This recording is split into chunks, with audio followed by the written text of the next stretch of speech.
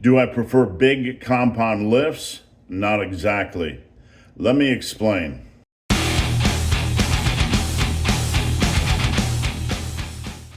Hey guys, welcome to the Massive Iron channel. I'm Steve Shaw. In this video, we're going to talk about the big compound lifts. Do I prefer the big compound lifts and why this isn't specifically 100% accurate?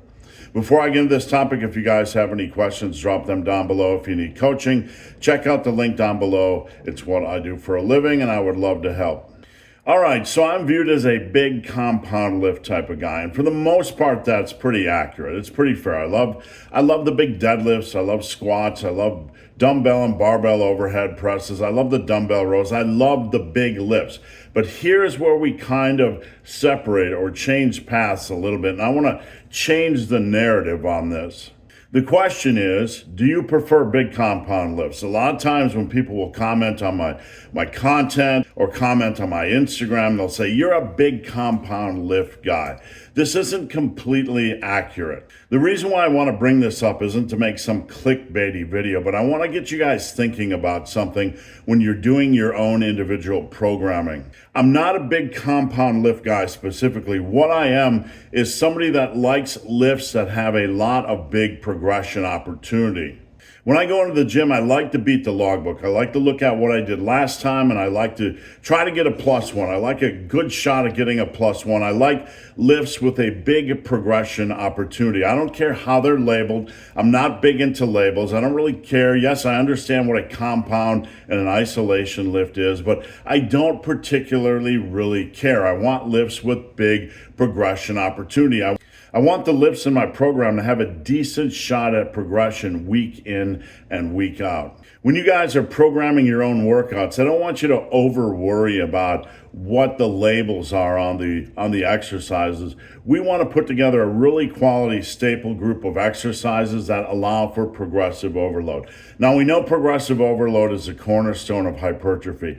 We want to progressively overload in the lane of hard training. You want to go into the gym, you want to train hard, and the fruit of that is going to be progressive overload. You're going to get your +1s, you're going to beat the logbook, you're going to improve over your last workout. During my first 3 years of lifting from 1986 to 1989, I made amazing progress.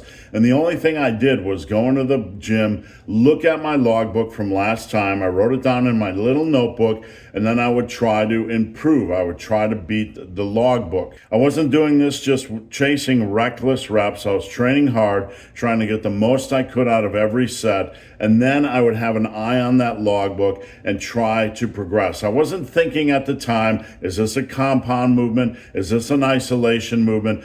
I would build a program with exercises that had a big progression opportunity. So I am not a compound exercise guy. I'm a big progression opportunity guy. And this is the way I want you guys to start to frame your workouts or think about your workouts just a little bit. Hard training is certainly the cornerstone, and progressive overload is the fruit of hard training, but you need quality exercises in your program that allow you to progress. Now, obviously, if you're using a reputable program, you're already there. And you will come to the point on some exercises where they reach a soft wall and you have to decide whether I'm going to keep them in or whether I'm going to swap them out and maybe try something different for a while. For me, things like lat pull downs and side lateral raises fit into that category. These are exercises that progress reasonably well early on, and then you kind of hit soft walls and you're really not adding weight for years and years and years. You're not adding a substantial amount of weight, and the question becomes, do I continue to use that lift? There's going to come a point with lifts where they start to slow down progression-wise, and that's certainly okay. And if you train for a long, long time, you're going to run into the fact that some lifts just are pretty much dead in the water, and you're going to be doing them just to kind of hold steady or maybe hope you gain a rep or two or a pound or two over the course of a year. That can be perfectly okay. I'm not saying every lift in your program has to currently be a big hitter with a big progression opportunity, but if you are someone that still has a lot of muscle mass to gain and you are stagnating on a lift, you might want to consider swapping it out for something that has a bigger progression opportunity right now. So the final thought is, when you're programming, I don't want you to worry specifically about compound and isolation exercises. I want you to put in a quality group of exercises that have a solid progression opportunity. And when you're structuring your program, you want to fasten these together in a reasonable manner so you're not beating the living crap out of your body.